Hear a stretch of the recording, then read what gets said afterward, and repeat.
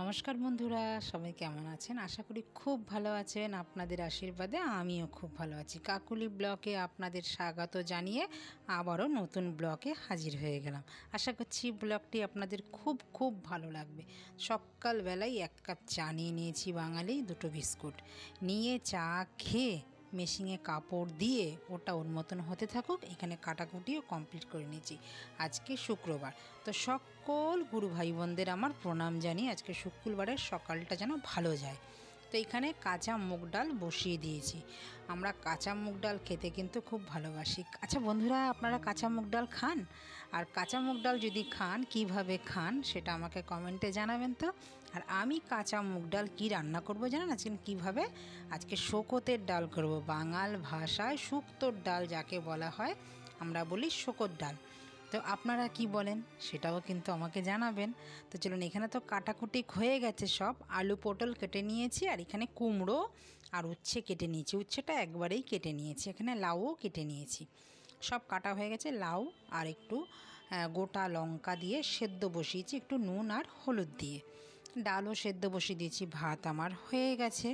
এখানে এবার ধুয়ে নিলাম উচ্ছেটাকে ধুয়ে, কুমড়োটাকেও ধুয়ে নুন হলুদ মেখে রাখবো, যেন উচ্ছে কুমড়োর মধ্যে নুন হলুদটা যায়। আর আজকে ভাজা করব উচ্ছে আর কুমড়ো ভাজা। উচ্ছে কুমড়ো ভাজা খেতেও কিন্তু বেশ ভালো লাগে। বন্ধুরা, কার কার ভালো লাগে কমেন্টে কিন্তু জানাবেন। আমাদের কিন্তু উচ্ছে কুমড়ো ভাজা খেতে কিন্তু খুব ভালো লাগে। আর উচ্ছে কুমড়ো ভাজা কিন্তু আমি যে বানাবো সেটা কিন্তু একটার গায়ে একটা লাগবে না। আগে উচ্ছেটা ভাজবো, তারপরে আমি কুমড়োটা ভাজবো। আর ফোড়নে দেবো জানেন কি? শুকনো লঙ্কা আর কালো জিরে।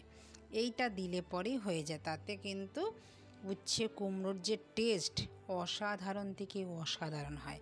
আমি যেইভাবে রান্না করছি একদিন সেইভাবে খেয়ে দেখবেন। আশা করছি আপনাদের খুব ভালো লাগবে। তো চলুন পুরো ভিডিওটা দেখতে থাকি কিভাবে রান্না করি। আগে নুন হলুদ মেখে রেডি করে নিই। আর রেডি করে রাখলে পরে রান্না করতে বন্ধুরা কিন্তু বেশিক্ষণ সময় লাগে না। আর আপনারা যারা আমার ব্লগ দেখেন তারা তো জানেন আমি প্রত্যেকটা সময় আগে সব কিছু রেডি করে তারপরে রান্না করতে বসি, তবে রান্না আমার দেরি হয় না। নুন হলুদ এখানে মেখে রাখলাম। এবার নুন হলুদ মেখে রাখলে কি, এবার টেস্টও কিন্তু বেশ বাড়ে। যে কোনো তরকারির মধ্যে, যে কোনো ভাজার মধ্যে নুন হলুদ যদি মেখে রেখে দেন আগে, মাছেও, তবে মাছের টেস্টটাও দেখবেন বেড়ে যাবে। কেন, নুন হলুদটা মাছের ভেতরেও যাবে আর এখানে সবজির ভেতরেও যাবে, তবে টেস্টটা একটু বেশি ভালো লাগবে। তো আমার ডাল কিন্তু সেদ্ধ হয়ে গেছে। এবার ডাল আমি সম্বার দিয়ে নেব। এবার ডাল আমি কি করে সম্বার দেব? শুক্তোর ডালে কি সম্বার দেন বন্ধুরা আপনারা? আবার প্রশ্ন আমার। আপনারা বলবেন তো এই বউটা খালি প্রশ্নই করে। না বন্ধুরা, বাঙালিদের খাবার একটু আলাদা আর অন্য লোকের খাবারটা একটু আলাদা। এই জন্য তো সবসময় বলে ইস্টবেঙ্গল মোহনবাগান। তো এটা তো মানে কথাগত চালু হয়ে এসছে। তো বাঙাল আর ঘটির কিন্তু একটা সম্পর্ক, বেশ মিলবন্ধন থাকে, কিন্তু তারপরও রান্নাটাও কিন্তু আলাদা থাকে। তো তার জন্যই কিন্তু আমি বারবার বলি আমরা বাঙাল, আমরা এইভাবে খাই। আপনারাও কিভাবে খান? আমার মতন যারা বাঙাল আছেন তারা তো এইভাবেই খাবেন। যারা ওপার বাংলার বাঙাল আছেন তারা কিন্তু আমার মতনই রান্না, সেই রান্নাই আপনারা খান, আমি জানি। আর বাঙাল তো অনেক রকমেরই হয়। ওপার বাংলার রান্না একটু আলাদা, আর এইখানকার বাঙাল যারা আছে তাদের রান্না কিন্তু একটু আলাদা। আমার সাথে কে কে এই কথাটার সাথে একমত আমাকে কমেন্টে কিন্তু জানাবেন। তো আমিও কড়াইতে তেল দিয়ে দিলাম। আমার মাকে যেইভাবে দেখে এসছি আমি রান্না করতে, আমি সেইভাবেই করি। আমার দিদাও দেখেছি এইভাবে করেছে। আমার দিদার দেখে মা শিখেছে, মায়ের থেকে আমার দিদি শিখেছে, দিদির থেকে দেখে এবার আমিও শিখেছি। তার মধ্যেও এবার অনেক লোকের আনাগোনার সাথে, অনেক লোকের সাথে মেলামেশার জন্য অনেক লোকের মতন কিন্তু আমি রান্নাও শিখেছি।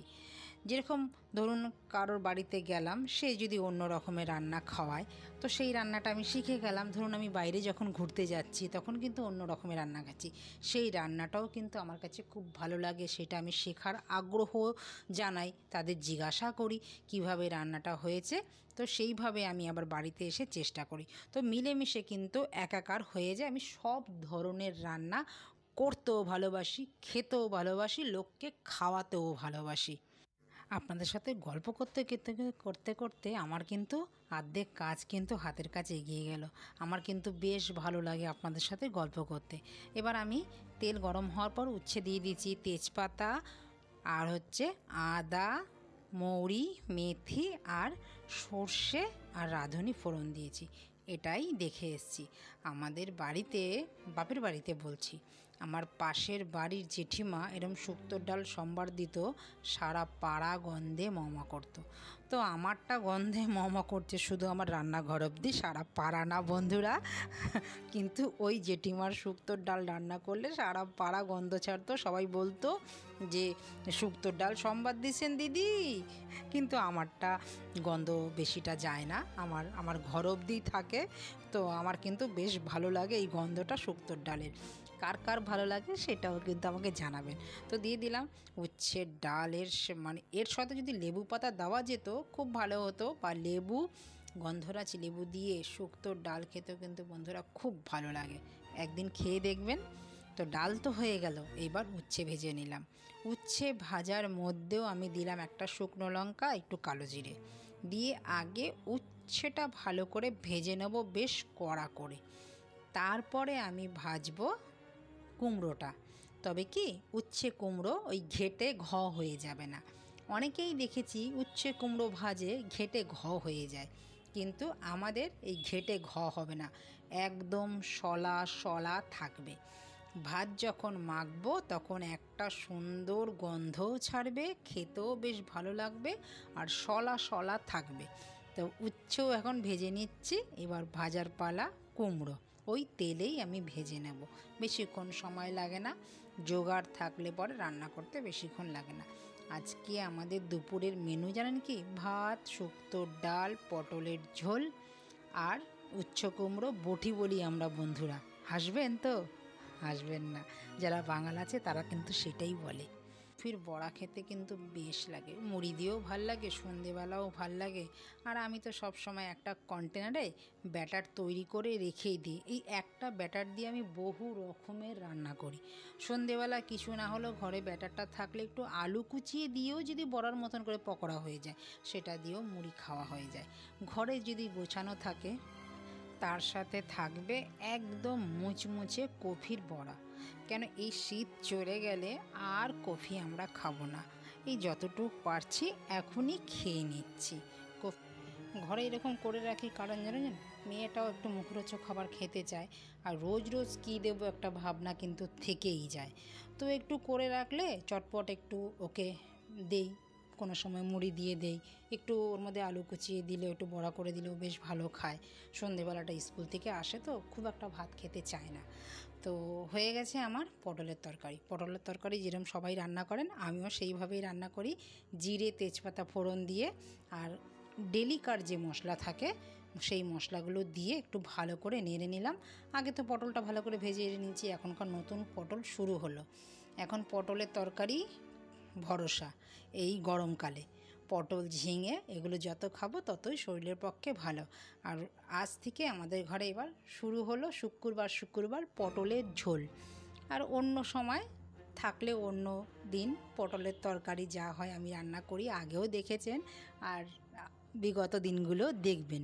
আমি যেই রকম প্রতিদিন খাবার খাই, যেইভাবে গোবিন্দ আমাকে জোটায় সেইভাবেই আমি রান্না করি, সেইটাই আপনাদের কাছে তুলে ধরি। আপনাদের কেমন লাগলো সেটা আমাকে জানাবেন।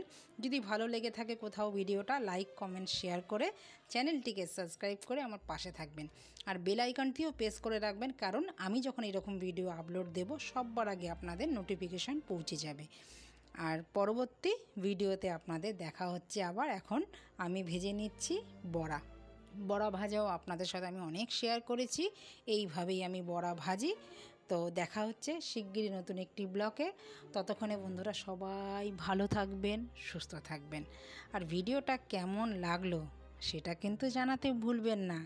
যদি ভালো লেগে থাকে কোথাও একটা লাইক কমেন্ট করেই দেবেন, তাই তো?